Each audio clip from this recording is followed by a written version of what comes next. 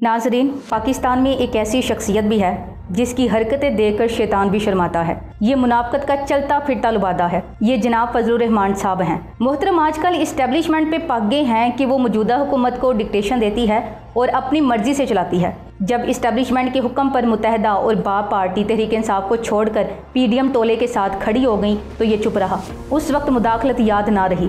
जब इस्टेब्लिशमेंट के हुक्म पर अली वजीर को जेल से बाहर लाकर वोटिंग करवाई गई और वापस जेल भिजवा दिया गया तो ये चुप रहा। उस वक्त मुदाखलत याद ना रही। जब सिंध हाउस में मंडी लगाई गई तो ये चुप रहा। उस वक्त मुदाखलत याद न रही। 3 माह मुल्क में तबाही फेरी गई। महंगाई के वो रिकॉर्ड कायम हुए जिन्हें दोहराना शायद मुमकिन ना हो, पर यह चुप रहा। मैंने कई डाई हार्ड जमीयतों को भी महंगाई की वजह से रोते पीटते देखा, पर यह उस वक्त मुल्क से बाहर चला गया। इसने एक बयान न दिया। कुछ दिन पहले तक इसकी पॉलिश का ये आलम था कि इदारों के किरदार को सरारा था, क्योंकि इस मजमूम मुदाखलत के नतीजे में इसका बेटा वजीर लगा। इसके 3 बंदों को मामूली वजारतें मिली। इसकी सारी सियासत मामूली कश्मीर कमेटी की चेयरमैनी और 2-4 वजारतों के गिर्द घूमती है। अब जैसे इन्हें पंजाब हुकूमत जाने, नतीजतन विफाक हुकूमत जाने और वजारती खोने का खदशा पैदा हुआ तो ये फिर अपनी हैंडलर से शिकायत करने लगा। आज भी इस प्रेशर का मकसद सिर्फ ये बताना है कि पंजाब बचाओ और जितनी चाहे पॉलिश करवाते जाओ, वरना इन 3 माह में ना इससे मुल्क, न मायशत,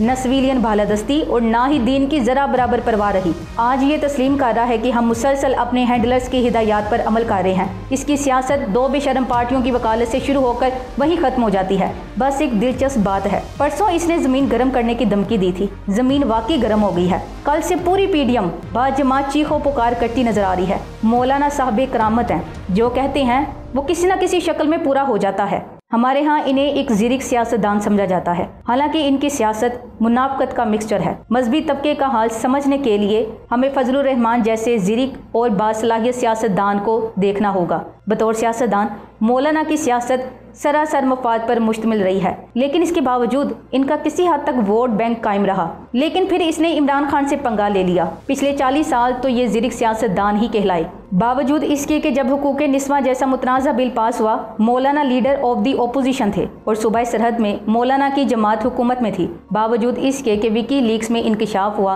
कि मौलाना ने अमरीकी सफ़ीर से मुलाकात करके यकीन दहानी कराई थी कि अगर इनको वज़ीर आज़म बनवा दिया जाए तो वो इंतहा पसंदी की रोकथाम करेंगे और अमरीकी मफादात को तहफ़्फ़ुज़ देंगे। बावजूद इसके कि मौलाना जब पार्लियामेंट में मजबूत तरीन ओपोजिशन लीडर थे, लाल मस्जिद में ऑपरेशन हुआ और मौलाना देखते रह गए। कोई इस्तीफ़ा सामने ना आया कि मौलाना ज़िरिक सियासतदान ठहरे, जबकि इमाम सियासत मौलाना शिरानी ने अफ़गान जिहाद को ही फसाद करार देकर अमरात इस्लामिया की बुनियाद को फसादी करार दिया।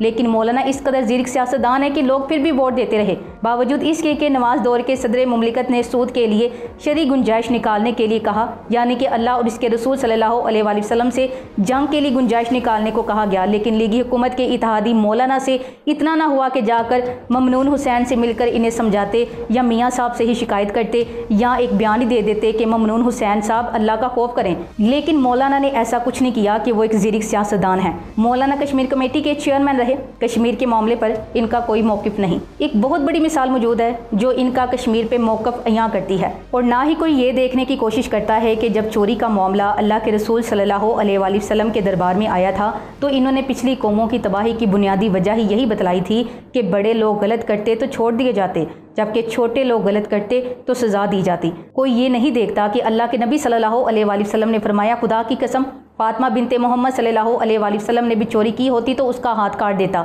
लेकिन मौलाना को सब माफ़ है, वो ज़रदारी का साथ दें या मियाँ का साथ दें। ये मुनाफकत बिल्कुल नहीं है, ये तो अहले हक हैं। खैर, मौलाना की इस मुनाफिकाना सियासत को हमारे यहाँ एक ज़िरिक सियासतदान की ज़िरिक सियासत कहा जाता है। फिर टेमू ऐसी पॉलिटिकल सेंस का जिसमें सियासत और मुनाफकत में फ़र्क समझ ना आ सके।